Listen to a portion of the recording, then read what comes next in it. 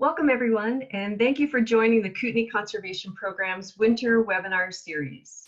This year, our Winter Webinar Series focuses on biodiversity in the Kootenays.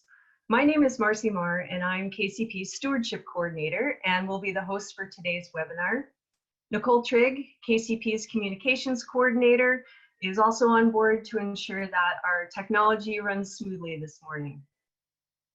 And I would like to acknowledge that KCP's work occurs in the traditional territories of the Ktunaxa, Shuswap, Sinixt, and Syilx peoples, who've lived on this land and stewarded it for many generations. While some people are still joining us, I'd like to talk a bit about the Kootenai Conservation Program, known as KCP.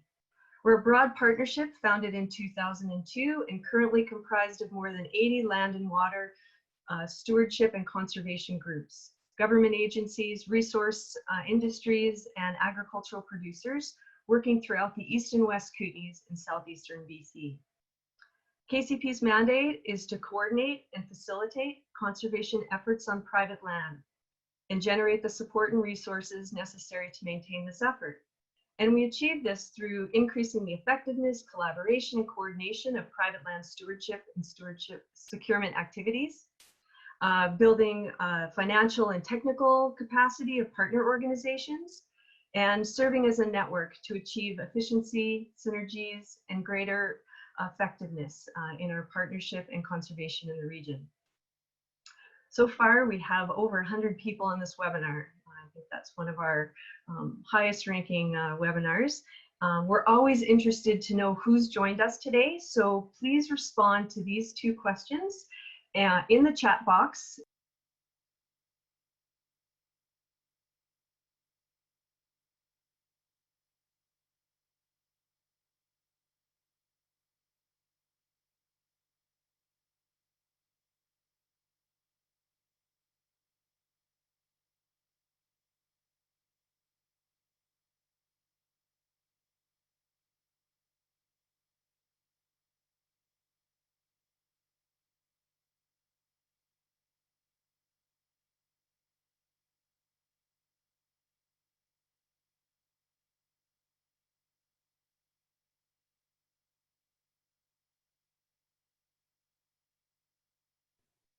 Marcy, you've turned off your sound.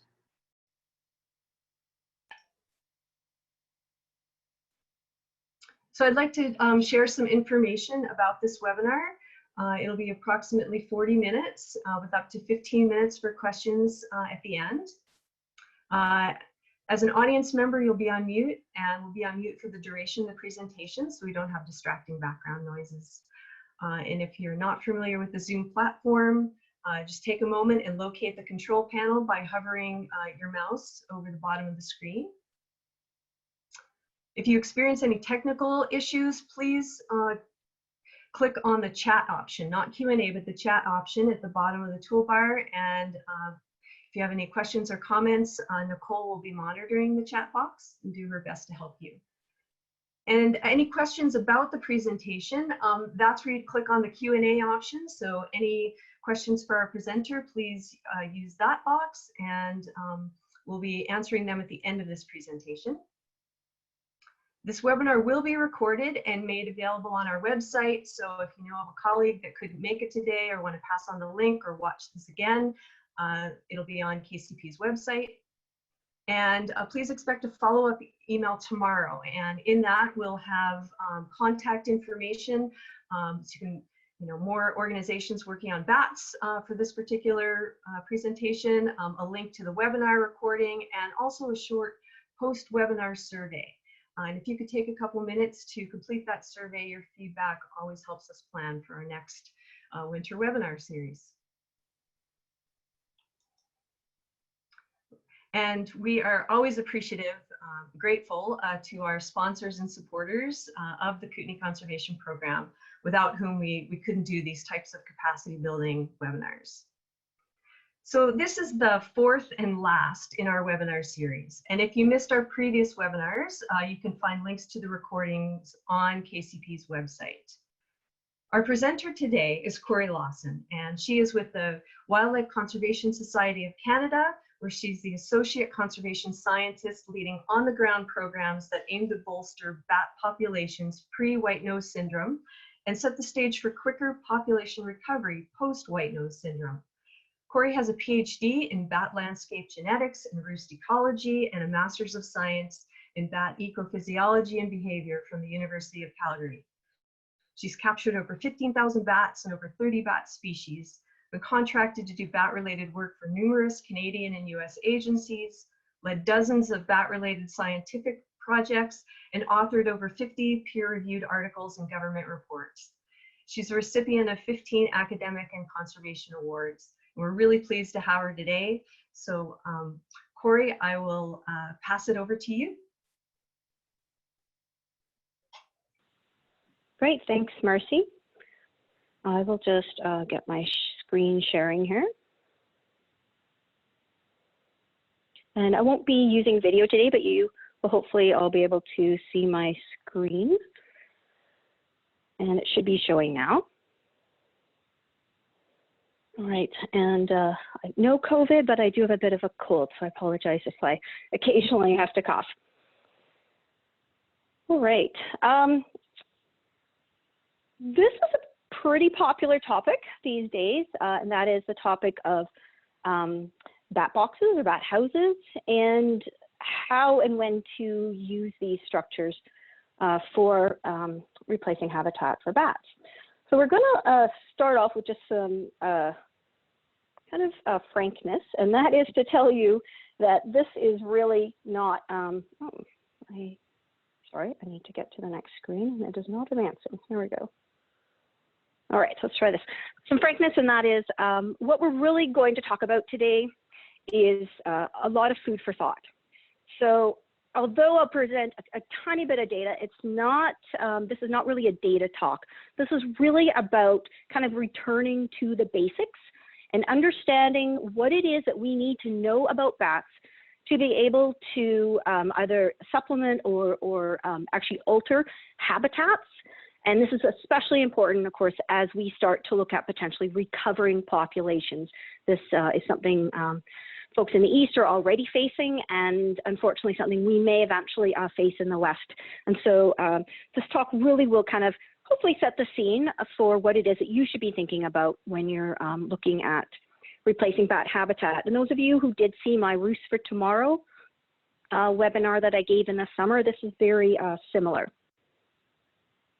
So how did this all come about? Bat boxes or bat houses have been used for many years. They've been growing in popularity, especially in North America. And we've largely just gone ahead, business as usual, promoting bat boxes and putting them out. And nobody's really questioned whether this is the right thing to do. And really what struck us a few years ago that we might need to revisit what's going on with bat boxes was when we started here in British Columbia seeing bats drop dead out of bat boxes. And it did seem to coincide most times with some serious heat waves. And of course, these are becoming more frequent in our province each summer. And obviously climate change is thought to be a major factor then in what's happening for our changing heat wave frequencies. And so is it possible our bats are not accustomed to this? Why are they not leaving? Why are they stuck in these boxes till it seems like it's just too much for them to take, and then they drop out of the boxes dead? And not always are we actually seeing even the dead bat. Sometimes we're seeing, like I'm showing here at the top, what we've started nicknaming as bulging bat syndrome, where we got these bats basically just bulging at the bottom of the bat box on really hot days, trying to cool off a little bit. So this is what got us thinking here in this province that maybe we need to look a little bit at bat boxes more critically and figure out if there's something going on that we weren't paying attention to. We're not the only ones. This seemingly growing issue with overheating has been reported in California and also in Florida. You can see the pictures here actually of Ctunaxa species bulging out of the bottoms of bat boxes and building roosts on hot, extremely hot days. And it's not just anecdotal. We are also seeing this creeping up in the literature. So this is just a paper put out by some authors in a study in Spain, where they too have been witnessing problems with bat boxes and have started questioning, as you can see here, whether overheating can turn these bat boxes into death traps. And yet another one, bat boxes and climate change, testing the risk of overheating. So this is not just a North American phenomenon. And this has got us thinking then if we need to understand the situation here in our backyard a little bit better and make some decisions about whether we should be doing things differently. So the BC Bat Action Team kind of had a little bit of a quick emergency call when some of this came to light for us back in 2018. And it was confirmed, at that point of what had been reported. We knew we had 9 sites that had some mass mortality events associated generally with hot weather, although we are still trying to investigate all of the factors that lead to these mortality events. And then we're also hoping, to get at more of these sublethal effects that might be seen as well, such as bulging bat syndrome. So trying to understand what the temperature is at these sites, because it's not always recorded. In many cases, it's not. And that's something, obviously, we would need to understand moving forward to try to figure out what the real problem is. Now, just after we had this meeting, since then, there, of course, has been a report on climate change showing that Canada is warming faster than the rest of the world. And maybe our bats are simply not adapting quickly enough, or maybe there is something else going on. Now, I have been using the word bat boxes. I know that generally in North America, most people like to say bat houses. Honestly, I used to say bat houses too. It wasn't until recently that I changed. And it might not mean that much, but is there something about the language we use? It does sound quite nice to provide a home or a house for a bat, and perhaps we are making it sound a little bit better than what we're actually giving them if we put up a bat house.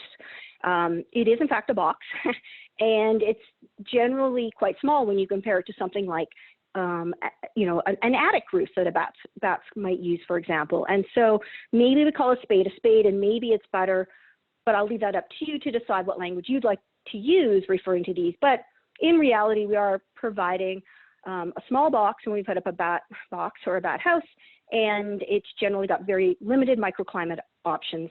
And there are ways to build bat houses, i.e. Like condos, for example, which are large bat houses essentially, which provide a large range in microclimates. And I will be talking a little bit about those and showing you some pictures. But increasingly, we are asking then, are these bat boxes good or bad for bats? And when you start looking in the literature, you will find that there's an endless supply, actually, of published studies about bat boxes. What color to use, what designs, what orientations, what works best with these species. It turns out that a lot of these studies actually have this little note at the end, often at the end of their discussion, that says, and we really should look at how well the bats are doing in these bat boxes. But then when you look into the literature to see if anyone's actually done that, it's not there. So it's interesting that we have actually focused more on kind of the easier questions to ask. What do bats select? And not so much about how bats are faring in these boxes. And we probably should start to revisit this now, considering that even though we've been doing this for a long time in North America, we actually haven't asked that question. I compare this to something like wood ducks, for instance. Oh, sorry about that.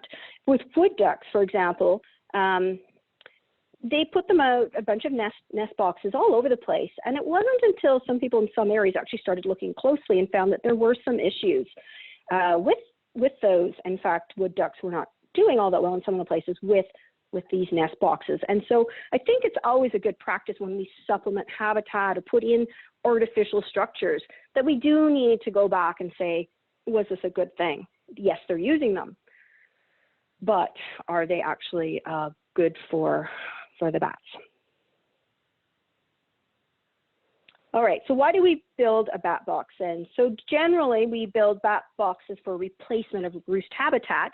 Increasingly, people are starting to talk about them for enhancing habitat. And I'm going to touch on that a little bit towards the end of the talk. For now, we're going to really focus on just replacement of lost habitat. And lost habitat could be, of course, from things like evictions or natural habitat being lost from logging, fire interface like fuel reduction, takes out snags and so on. Urban development in general would be kind of a double-edged sword, really, because it not only takes out natural habitats, but also old buildings are being replaced with newer renovated buildings that are more sealed and generally have no access for bats. So how do we replace the lost habitat? Well, a fundamental need that we have to keep in mind is that these roost structures are all about promoting reproduction. And I'm going to get into why that is when we step back a little bit into some basic bat biology. But generally, when we talk about roost structures for colonies that live in crevices or building roosting bats. Now we're talking about roosts that are promoting reproduction for these large maternity colonies, and we call them maternity roosts. And that's something that we need to remember also, when we evict bats from one of these roosts, for example, from a building, they don't necessarily move into a structure that is better or even equivalent when that eviction occurs. They're kind of creatures of habit. Unfortunately, I'll get into that a little bit more, but they do return back to where they were born to raise their young, and then when they get back, they don't have a place to roost. They will, sometimes people have witnessed this, and I have too, where bats actually just hang on the outside of buildings where they can no longer get in to raise their young in the attic like they have in the past. So to kind of understand how to approach this question, how do you actually replace this lost habitat? We do need to dive back into the basics of bat ecology and physiology. And so we'll come back to this question. But first of all, let's just talk a little bit about Goldilocks. Obviously, we have bat boxes that offer a range of microclimates throughout the season. There are going to be times or boxes that are too hot. Some might get too hot in the summer. Some might be too cold at certain times of the year. At that particular time of year, summer, spring, late summer, for example, which bat box is going to provide the right microclimates for the bats, the ones that they need at that time? And so it's not all that simple to answer. So we do need to talk about the physiology that underpins what bats need to raise young. So the cool thing about bats is that their energy budget is really like walking a tightrope. There's not much room for error. Flight is energetically expensive. Insects are not rich in carbohydrates or fats, and so they have to eat a lot. The summer season is really then about reproducing. They need to raise their young. They need to get fat enough to hibernate. Their pups need to grow. They need to get fat and hibernate as well. It's a short season. And especially that's true here in our northern latitudes for a lot of these wider ranging species. And so thank gosh there is torpor. So torpor is really the way that bats can actually make a living. I'm showing a snake, but of course bats are not reptiles. What they have in common with reptiles, though, is that they can lower their body temperature to the same temperature as their surroundings. So they can take on a cool body if they are in surroundings that are cool. So they are lowering their body temperature, their cellular metabolism therefore lowers, and overall their metabolic rates are slowed and they go through less energy. They're not trying to defend a mammalian body temperature all the time like we do, for example. So this energy saving strategy then called torpor is really underpinning roosts for bats. And it's really everything. Understanding this is really what we need to do to understand what we should be giving these bats throughout the reproductive season. So torpor then bats are going to take on the temperature of their surroundings to save energy. We call that heterothermy. And generally that means they're lowering their body temperature. And a cold body then will be saving energy. Okay, so a cold body, because their cellular metabolism is slowed, it's using very little stored fat. And in fact, it's the ambient temperature then that bats are really seeking. They need to put themselves in the right surroundings so that they can have the cellular metabolic rate that they need without necessarily spending much of their own fat to do so. And this is most critical then when insect abundance is low because there's not much food around, so bats might need to really go into this state of torpor to save energy. But there are definitely trade-offs to doing this. And so on the next slide, I'm going to go through those. A cold body, one that's in torpor, is not going to digest food, produce milk for pups, allow fetus to develop, produce sperm if it's a male, or flee from danger because, of course, their bodies are cold and they're not very, if any, mobile at all. And then it is really important for growth of pups. So there's two ways that a bat can keep her body temperature warm. And this is especially then applicable to females.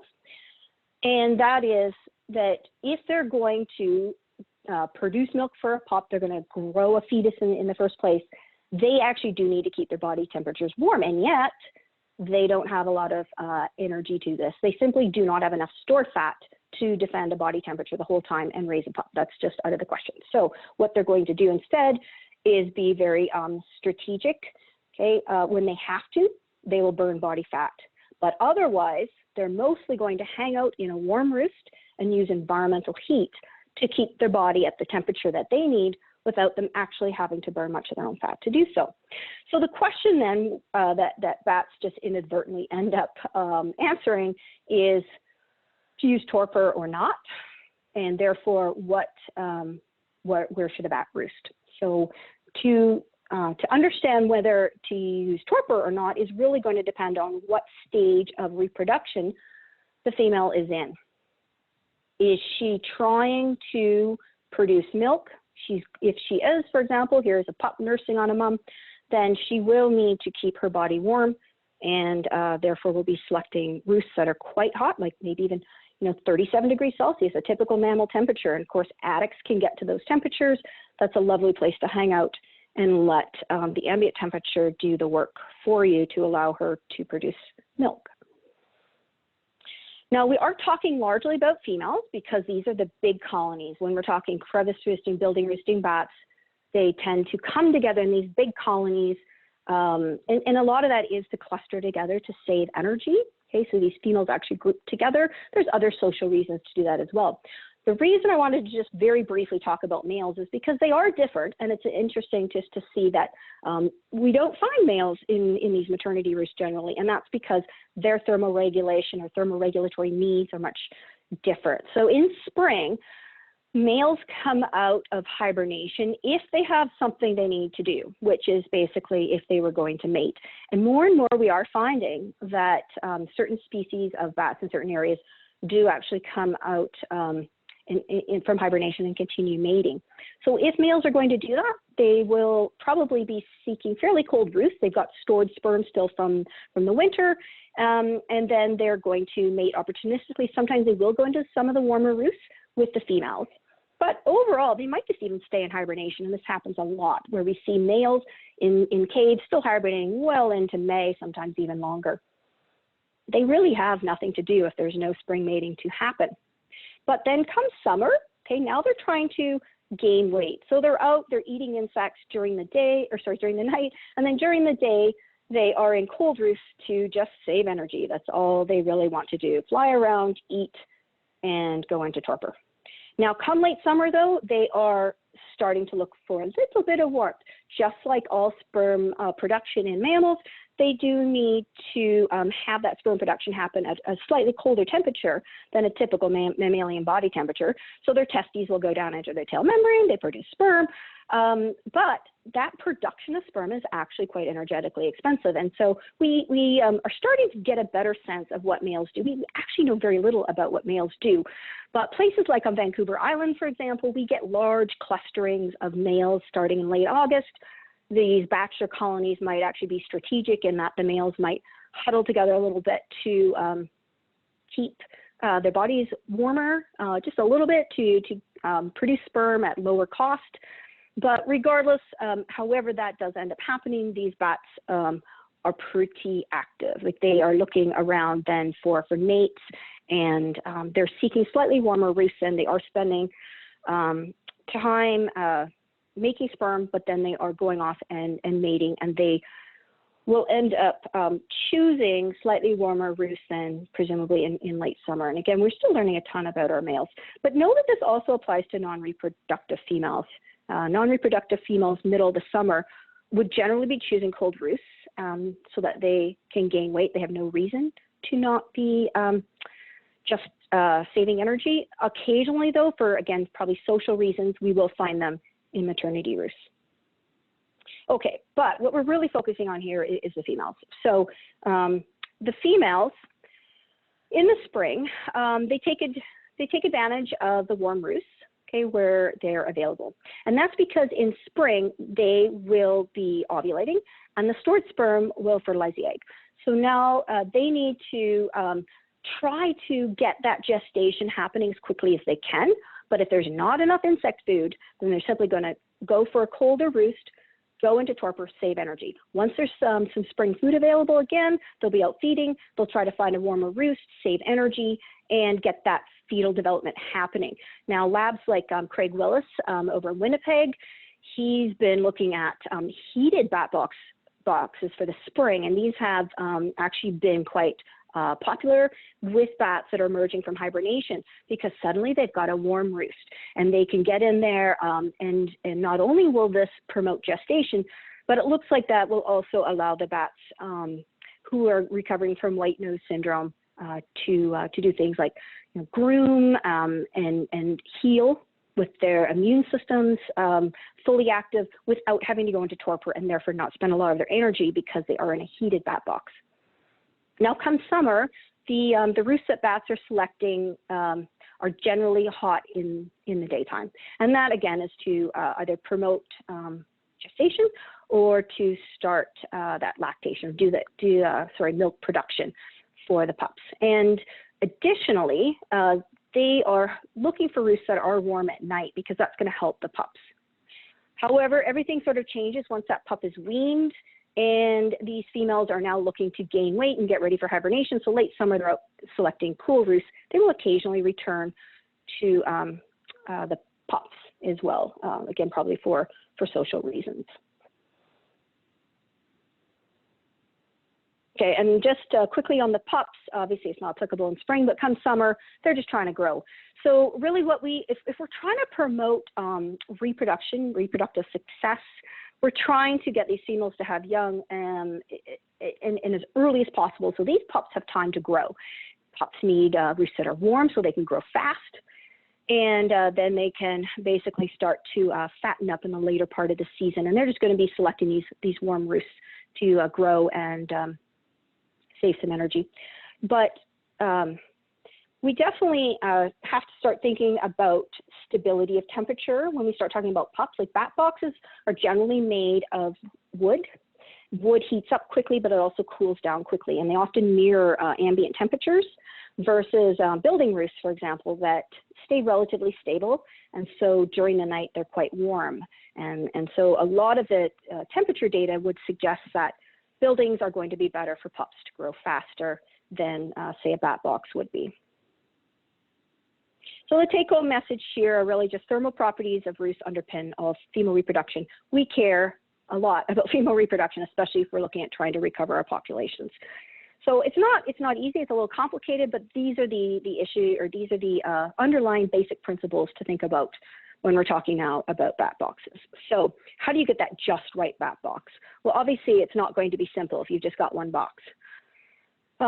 We're generally dealing with females, so these are some of the questions you would ask. We're talking about a reproductive colony, And we're generally talking about spring and summer. And so we need to start thinking about what we know about bats, when they want to use these bat boxes, and how we could build ones that are suitable. It's all about microclimates. And of course, seasonal variation in these microclimates makes it challenging because if we've only got like one box, even if it's multi-chamber, it's going to offer just a very small range of microclimates. So one might ask then, is it even possible for a single bat box to meet the needs of a colony of bats for the entire reproductive season? Hopefully, by this point, you're very clear that no, that's probably not a realistic thing to ask of a bat box. And obviously, these colonies of females do need more than just one box to meet all of their roosting needs. And then we could also ask, does a bat box suitably mimic natural crevices? Now, the answer is no there as well, for a couple of reasons. I'll just say, first of all, which I already mentioned, these things are generally made of plywood, very thin wood. They are not very insulating, whereas natural roosts tend to be things like in rock crevices or trees, like in snags, that sort of thing. But also because they're not a roosting area, they are just simply a single crevice when you think about it that way. So I'm just going to show you a roosting area then that could exist in a natural forest. So in a forest, bats would be roosting in crevices. Those crevices here would be things like in snags, in holes, up under bark, and they will be switching roosts to get the right temperature that they need. So at any point, if one roost is cold and that's what they want for torpor use, great. Otherwise, if they are trying to produce a pup, they're going to choose a hotter roost. And then if that gets too hot, they're presumably going to move over to a slightly cooler roost. And so they have lots of selection in this roosting area using multiple roosts. So a bat box we can kind of think of as a tree crevice. And then how many of those bat boxes would you need to make a roosting area for a colony of bats? But what hopefully is very clear is that a single tree just won't meet the needs of a bat colony in the summer. And so we really shouldn't expect a bat box to either. Okay, this also applies, just very briefly, I will mention rock roosts, because that's the other type of natural habitat that bats would be roosting in, especially these crevice roosting bats. And this is actually work I did on my master's, looking at roost switching in rock crevice roosting bats, a colony there over in Alberta, actually. They would switch all the time, and I was recording the temperatures of the roosts, and I could see what they selected, and I was actually recording their body temperatures as well with temperature sensitive transmitters, so I could look at the use of torpor and could really understand how these things are so vitally linked. They are moving around to get just right temperatures for the reproductive needs and their use of torpor at that time. All right, so let's start talking about roosting areas then from now on, because really we should be thinking the big picture. What does a colony need rather than focusing on just a single crevice? So it's probably no surprise then that over time, as natural habitats have disappeared in our urban areas, even in some of our rural areas, now we've got these all-inclusive roosts called buildings, and these bats have moved in places where they have been roosting in the past in natural habitats. Presumably those are gone, and here are these bats now that can use various temperatures throughout the building, and without having to switch roosts, which is obviously risky to move a pup from roost to roost. So in fact, bats that are using buildings might actually be benefiting from this type of roost, because it's all in one, and there's really not that predation risk that's involved with moving pups like there would be in a natural roosting area. So this is some work that came out of my master's, and in fact, this is the case. Bats that live in buildings seem to do better than bats that live in natural rock crevices, because they are using actually more torpor, and this is probably due to predation risk, not being high in the buildings, but they're using it very strategically, and they simply move around in the building to find the temperatures they need at that time, low risk, and it doesn't matter actually how big their pup is, they can move around inside. And that brings up usually a question about, well, these are unnatural house roosts. These roosts that are in buildings are really unnatural, and maybe it's time we should start forcing our bats back into natural habitats, back into the crevices where they evolved. And, you know, this is a debate, and it depends on where you stand on this, but obviously there's arguments on both sides. Are there actually appropriate natural roosts left in an area, for one thing, and that would require some pretty good investigation, because not every crevice is suitable for bats. And also, you know, we do have this evidence, of course, that natural crevices then might not do as well. But we also have this problem of white nose syndrome, and the fact that we've got populations that might need recovered. Is this really a good time to be putting a selective pressure on them and saying, yeah, you know, let's just make them go back to natural roosts? We know they don't do quite as well there. They don't have their higher reproductive rates, but it is a natural situation. So again, I'm not saying where we should stand on this, but it certainly is a debate that's worth having.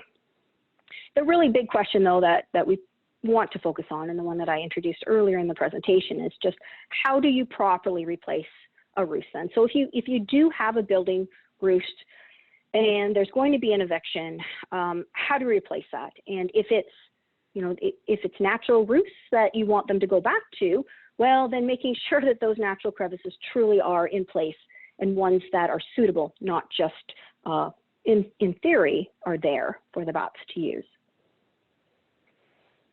But there's a lot more to consider as well. So what we need to really understand is, what did they have before? So once you're going to replace a lost roost, like an eviction from an attic, for example, you really should have a good understanding of what they had. How many bats were there? It's usually that's the first question people ask. And I must admit that it's a good thing to know, but it's also a little dangerous to use that number in the wrong way, because unfortunately, bat houses are being marketed as how many bats they fit. So some people are saying, oh, you know, we saw 150 bats come out, let's just get a bat house big enough for 150 bats.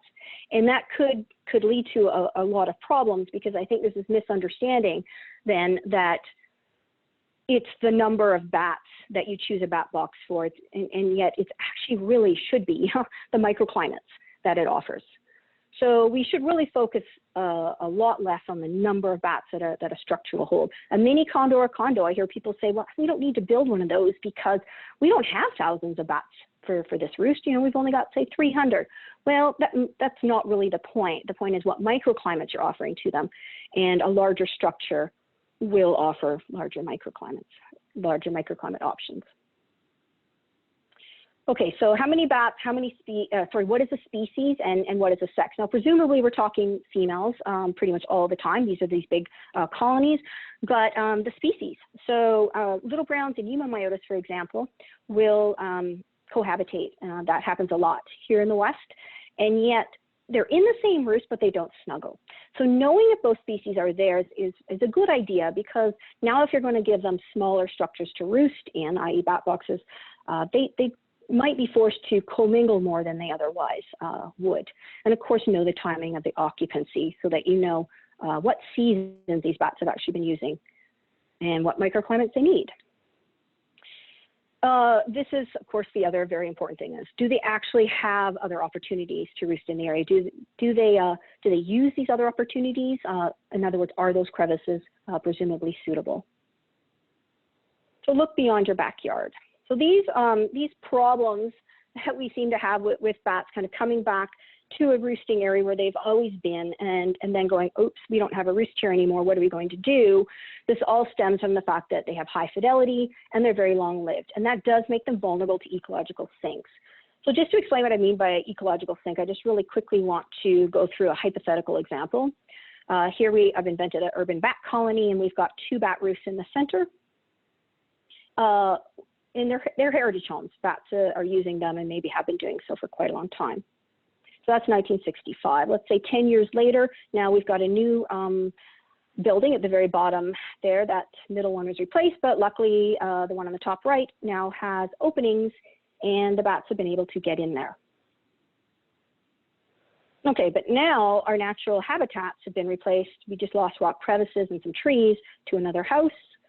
So now, well, that's okay. We've got the buildings at least. The natural habitats are largely gone. And yet that eviction has happened now with the sealed roosts up in the top right there. So really they're down to one roost. That heritage home is pretty important now. And rezoning is occurring. Things are changing. A lot happens in 30 years. And of course, these bats can live 30 years. So all of a sudden, they're surrounded by things that weren't there previously. And eventually, their heritage home is slated for demolition. And this actually is kind of based on a true situation we have in Creston, where we have a large colony actually of Townsend spots where this has happened. They are surrounded by Tim Hortons and a Ramada. So the question is what to do. So you've got this colony now. What is the responsibility? Where are they going to go?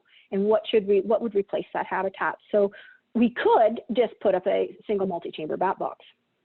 But hopefully up to this point now, you've kind of formulated the answer that this is not going to suffice. And so how do we actually do this?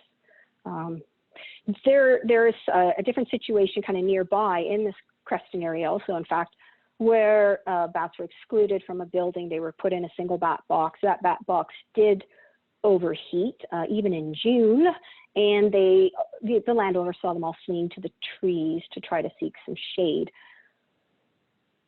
Okay, another situation that did happen 2 summers ago, Metro Vancouver, eviction from a building, and these bats are all now relegated to these bat boxes that all have the same basic microclimate options. They're painted black and facing the sun. And we have bulging bat syndrome there. This is actually a photo from somewhere else, but we do have that issue. And then unfortunately, we also saw a bunch of bats within about less than 2 hours drop dead on a fairly hot day. Heat stress is measured by temperature and humidity, and unfortunately, up till now, we've largely just been measuring temperature, and so our new push is to also measure humidity, because the humidity in these bat boxes can reach 100%, even though the humidity outside might be low, because of obviously a lot of bats in there, and they're all giving off moisture, and that can put them over the edge. Now, why were they in this situation, and what led to their deaths? A lot of large pups. We have a lot of pups in there then that just couldn't fly. They were large. And the immediate response was to just put up a white sheet. Burke Mountain Naturalists were on it. That lowered the temperature a few degrees in the boxes, and that was enough to cease the crisis. But trying to understand why it happened, could it be that these pups were at a large stage? This is actually a Western small-footed, so it's the wrong species, but it gives you a sense of how big these pups can be, still nursing and not yet flying. A mom to fly with those would be pretty tough. It would put her in a lot of predation risk. How far does she have to fly? That's a big question. And if she has to fly too far, then she's less likely to do that. And of course, who knows where the nearest roosts, alternate roosts are for some of these colonies, and that's maybe part of the problem. So we need to start thinking about how far to place these roosts apart, and obviously having them closer together would be helpful. All right, so solutions then. Interim solution would be public awareness and landowner cooperation, putting up some awnings, temporary shades, like this one. The landowner actually rolls it down during the day, just during hot periods.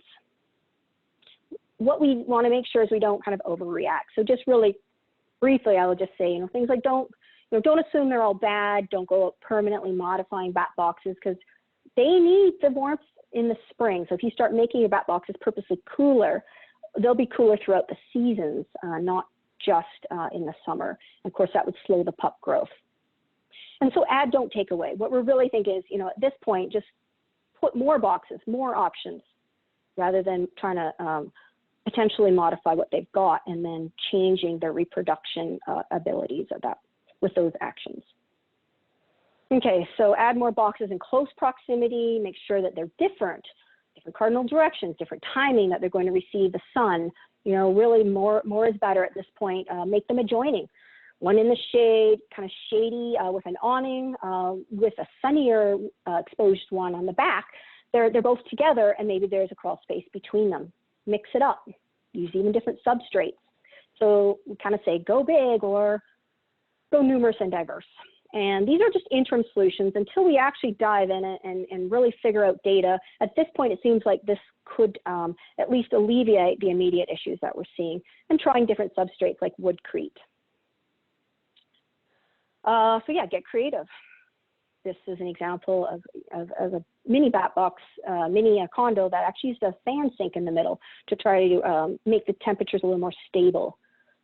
Think bigger and think strategically. And that would mean that maybe we shouldn't be leaving all of this up to chance.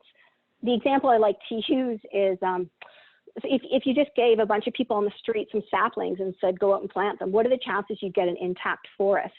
So it's kind of the same way here. You know, think of roosting area. If you just give people bat boxes and say, hey, go put those out, what are the chances you're going to get a decent roosting area for a colony of bats? So maybe we need to just function more as a neighborhood.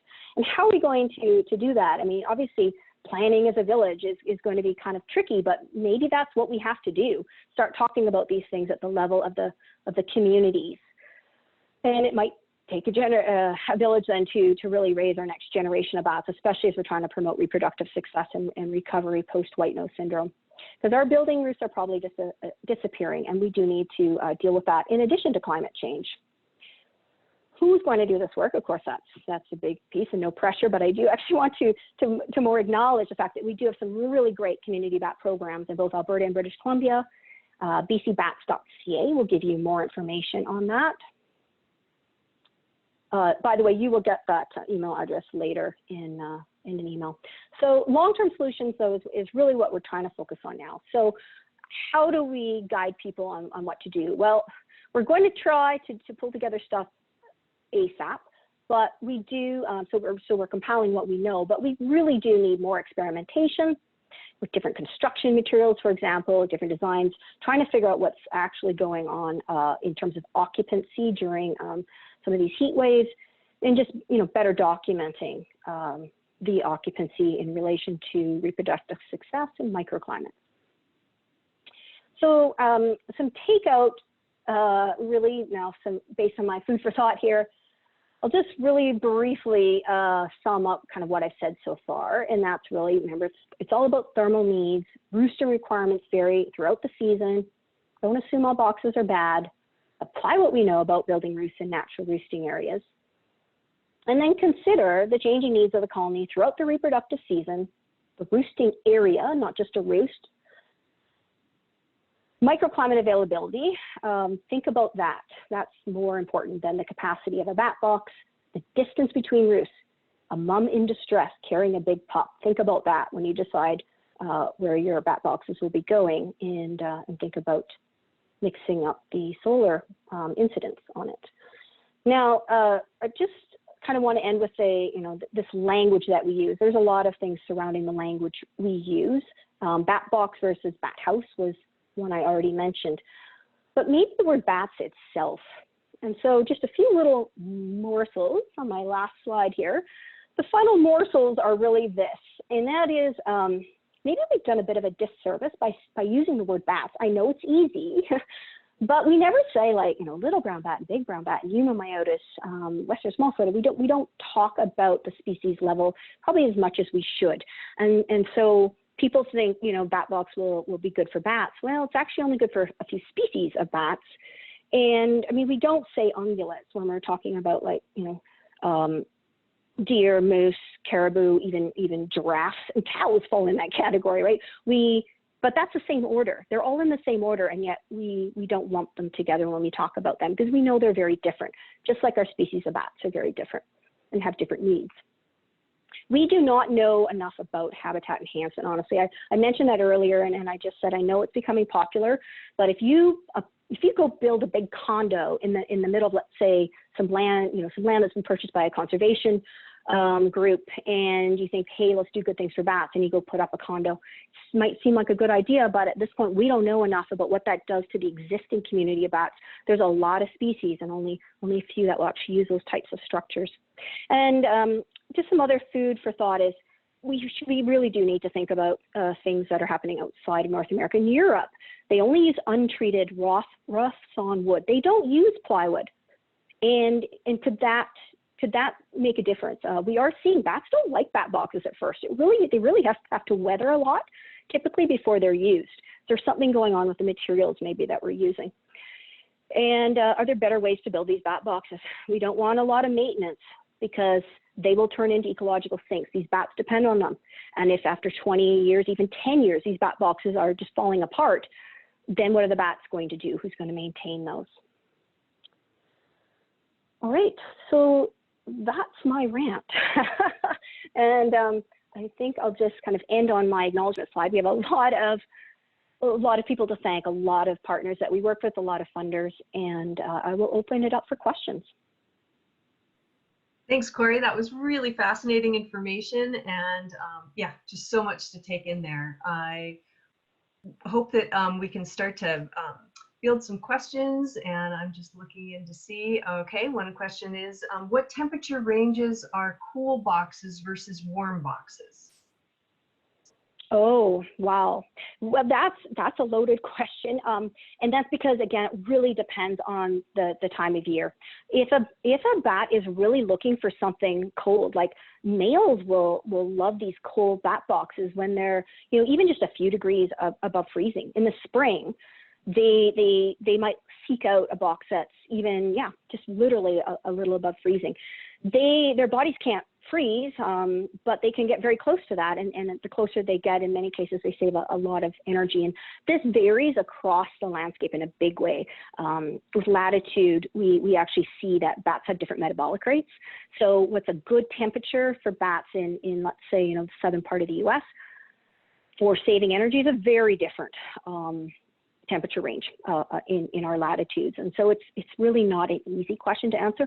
The top range is a little bit easier. Many of these bats really, there's still a lot of variation, but many of them really can't go much above 40 degrees.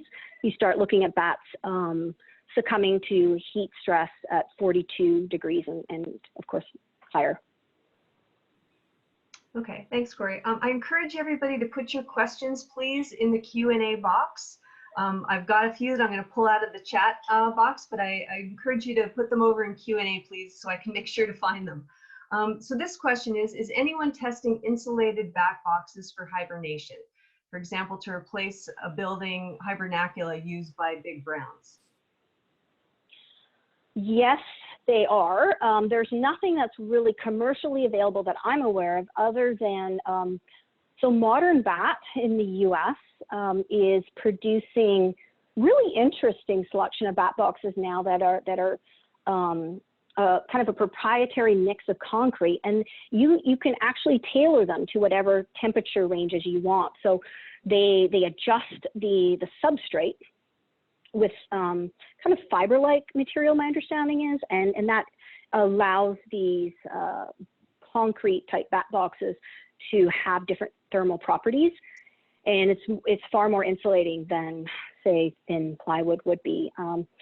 There's actually other creative options out there. I've seen a lot of people playing with ideas. There's many people playing with the idea of kind of solar triggered vent systems, where they're not going to vent until they reach a kind of a really high temperature. So there's that option, but certainly, yeah, I think at this point there's not enough options, especially commercially, to be able to purchase bat houses made out of more insulating type of properties or insulating substrates. Okay, another one. Should all bat boxes have temperature loggers in them? Other than seeing dead bats or bats hanging out the bottom, how do we know if there's an issue? That's very good. And I would encourage everybody to do it. To have that temperature profile for what a bat box does is so valuable, because not only do you know what you're offering, you can use that to figure out, well, why aren't my bats, or why are no bats using this bat box, for example, or more importantly, you could link that to any issues that you see. And so those are the sort of data we're hoping to gather fairly soon, and that is this occupancy profile versus temperature profile. So if we know bats are in there in relation to the temperatures that are in the bat box, we're going to get a much better picture of what these bats are using. And then, of course, if there are any bulging bats or mortalities, we can try to link that back to the temperatures. How you know if bats are in there is the trickiest part. A lot of people can send us temperatures of bat boxes, but they don't know if bats were in them the whole time. And that's of limited use, honestly, because we do need to see that whole picture. We have come up with some custom-made occupancy monitors that we're really just testing at this point, so that we can be logging whether there are actually bats in there. You can also use like aptly roost loggers, for example, which actually are based on acoustics to know if bats are in there. Some people are using cameras. We're trying to do a little bit of camera work now too, to take pictures to see if bats are bulging, for example, out of the bottom. And so this is all sort of, you know, kind of on the edge. Everybody's sort of becoming aware of this issue, and we're going to, I think, get more data over the next few years. But definitely at this point, we are encouraging people to get temperature loggers up into their bat boxes. Yeah, that'd be great to get that information. Yeah. Okay, another one is, you mentioned that bats move roosts often. Do they move only at night? And how do they know which roost has a preferred temperature range before it's too late? Mm-hmm. This is one of those mysteries in life. They move mostly at night. So bats will flee roost during the day if they have to, if it gets too hot. So for example, I did mention in Creston this past summer, actually in June, it was only a plus 28 day, but there are a lot of bats up in this bat box that was used to replace a building roost. And it's probably the heat stress, because it was 100% humidity up there at the time. Those bats fleed from their bat box mid-afternoon when it reached just probably a critical threshold of heat stress, and they went into trees to try to cool down. And so we definitely need, we definitely need to kind of keep tabs on when that is happening, and we definitely know that, you know, that certain temperature and heat stress is going to move them. I've lost track of what the original question was. Sorry, Marcy. So basically, I got on a tangent. Yeah. So how do they know if they're moving their pups? You know, where the preferred temperature range might be before it's too late? Right. Like they go through the big move and then, you know. Right. Thank you. Okay. Yeah. So perfect. Yeah. Thank you. So yeah, they will fly during the day, but it is something they don't want to do. So at night, what we've noticed through some of my work for radio tracking, for example, I often see mums after they've foraged, they will go hang out in a different roost. And they'll be there sometimes for just a few minutes, sometimes a few hours, and then they move back to the roost where their pups are. Sometimes right before dawn, then they will move their pup over to that roost. Not always. And so one hypothesis is that these bats actually check out different roosting locations during the night and may shift their pups at that point. Now, how do they know what the temperature is going to be like the next day? That's where the mystery comes in. We don't necessarily know what cues they're using for that. Okay. And so, Cori, do you have a sense of the overall proportion of bats that use boxes versus those that use the natural environment or natural features? No, we don't. We really don't have a handle on that number, but kind of anecdotally, it seems like when you're in an area like southern parts of the province, southern parts of Canada, really, I mean, where there's a lot of people, even, you know, these rural areas and populated areas. We've got most of our females do hang out in buildings when those are available, which tends to be the case, especially in rural areas. They go into like barns and sheds and stuff, if needed, if there's no attics. And so what we've noticed is that if you want to catch males, they're kind of out in the rocks if those cool roosts exist for them, and yet the females are in the hot roosts. And so we kind of get this maybe false sense that a good chunk of our females are actually in structures that we have built in these rural and urban areas. But when you start getting out of those areas into just, you know, pure natural habitats, if, you know, we don't have a sense of that. Like if there happened to be, a shed or some sort of infrastructure out there, would they be selecting that over natural crevices? And, presumably mostly 100% of our bats in those areas are using natural crevices because that's what's really available to them. So I think the question is, in these urban areas, are these natural habitats being used if they're available? And generally, we have found that it's largely males that are using those, and these females are really capitalizing on the hotter roofs that are found in the buildings, especially. Yeah. Okay. And more protective roofs. Yeah. So, given that there are these occasional mortality events, primarily of juveniles, does that make bat boxes become a sink? Well, they could be, and I think this is the evidence suggests when that happens, yes, they are a sink. I mean, the fact that we have bats dropping out of them dead does suggest that they didn't move to a different roost like they would have in maybe a more natural roosting range or roosting area. So something is happening. These bat boxes again are often replacing something that was pretty good, like a building roost. And so it's possible now that, again, as creatures of habit, these bats come back to where they were born, they raise their young. This is what's available to them. They look for the nearest best structure, and it doesn't, unfortunately, they don't just go look large distances away to find something better. They basically take what's nearest to where they were. And if that's all they've got, then that's all they've got. And they typically would, be able to move in a more natural situation. So this is all sort of piecing together what the problem and what we think might be an interim solution. And if we see these problems, it should indicate that this is a bit of an ecological sink. These bats either shouldn't have that roost at all, and maybe we have to force them to go further. Now that's a whole other question that we would have to debate because they might not.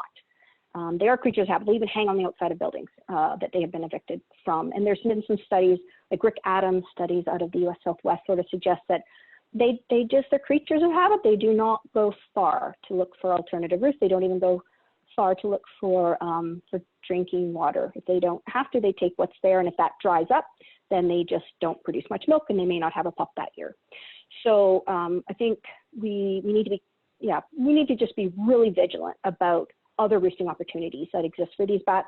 If there are no other roosts, if your bat box is the only one and you're replacing a pretty good roost that was there and now you've got a single bat box, that might be putting those bats into that high risk zone of potentially that being an ecological sink and lowering their reproductive success or mortality at worst. Yeah, just good ecological practices to think about redundancy, right? Yeah. So another question here, there's a woman who's been advising that on 100-meter between at least 2 to 3 bat boxes, bat houses, if people are putting them up. And she's just wondering, how do you feel about that in terms of the spatial arrangement? Again, it's at this point, it's almost everyone's best guess because we haven't experimented with this enough. I think we're kind of early in the game on this. So it's nice to hear that somebody is suggesting that. And I think it'll take time before we know that. And I think it's going to differ by species. And it's really, it's going to differ depending on a lot of other factors like predation risk.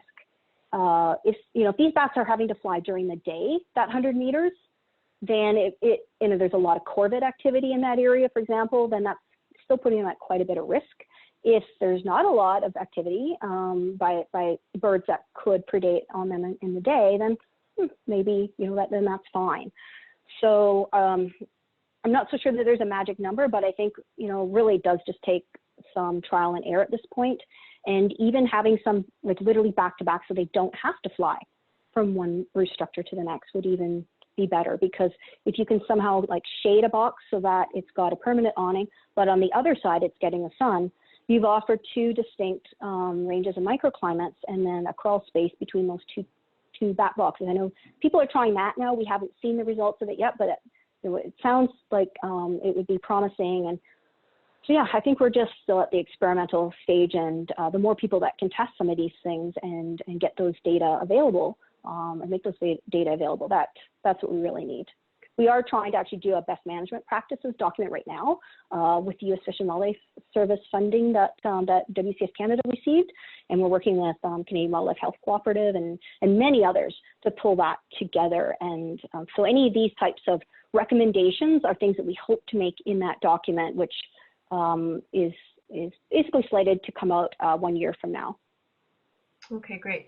Folks, I just want to acknowledge we're beyond the 11 o'clock hour of our webinar, but we've got so many questions and we still have almost 100 people on this webinar. So we'll just keep going for another 5 minutes or so if Cori can hold up her energy, and I'll just keep asking questions because there's some really good ones.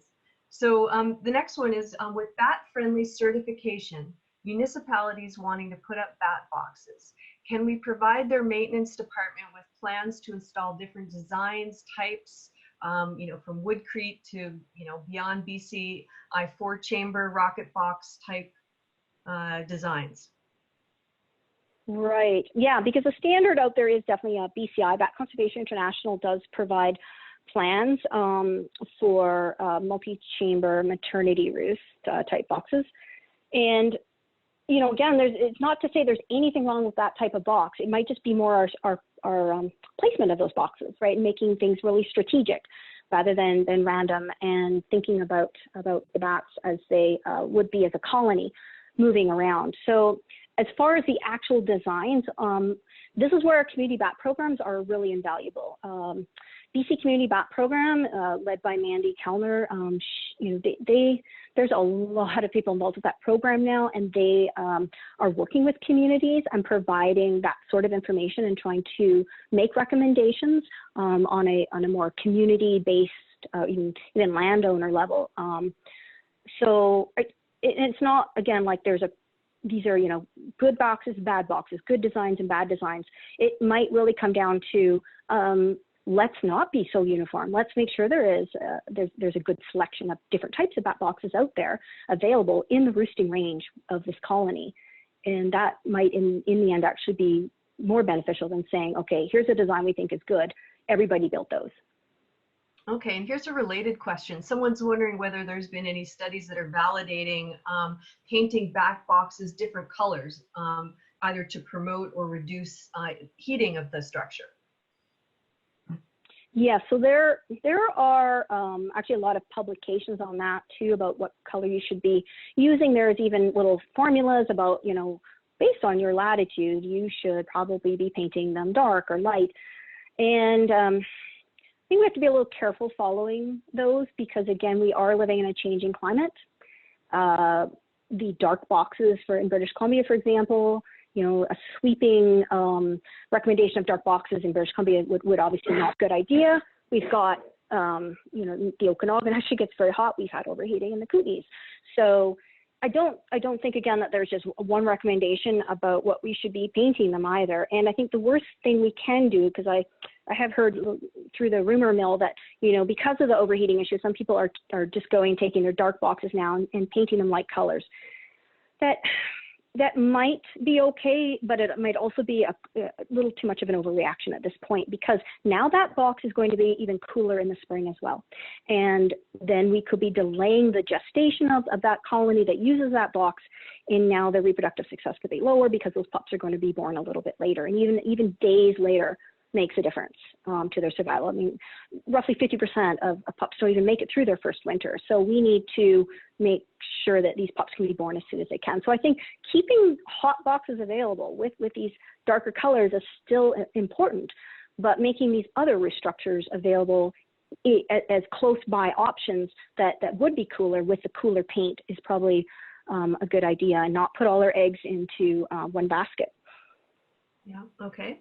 And here's another one related to creating bat towers built out of cinder blocks or concrete culverts or something other than, you know, what you've brought up as wood bat boxes. So just wondering if there's other materials out there that people are trying. Yes, but not enough people are trying them. And Yeah, like the cinder block idea is a good one. I've heard of it being used for Townsend's bats in particular, because maternity roosts of Townsend's bats, they're kind of they're different than what I'm describing typically for little brown and Yuma. They don't like it really hot. They actually need it on the cooler side to raise their pups, and so they are selecting slightly cooler roofs than what we would associate with those other species. And I know that cinder block towers have been tried for that particular species. Could they also be used by other bats? Yes, but very few have been built that I'm aware of. And so trying that would definitely be useful. And the nice thing about cinder blocks is it's really inert material. It's concrete. It's not like plywood. And again, I did mention that, you know, we maybe want to suspect or at least ask the question of whether these brand new plywood boxes, which might, you know, potentially be gassing off or so on, might not be occupied for a long time.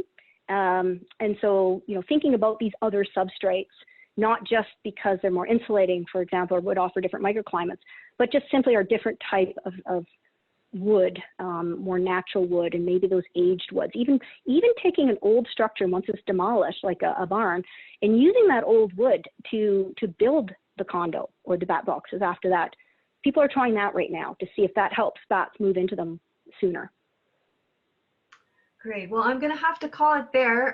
Thank you so much, Cori. This has been an excellent presentation. Great job fielding questions. And I want to thank everyone who's joined us for today's webinar and for our webinar series. I hope you've enjoyed our selection of presentations this year. And so you can expect a follow-up email tomorrow with a link to this video webinar that you can share and review again. And also we'll have an online post-webinar survey with just a few questions we'd appreciate your feedback on. Thanks again, and enjoy the rest of your day.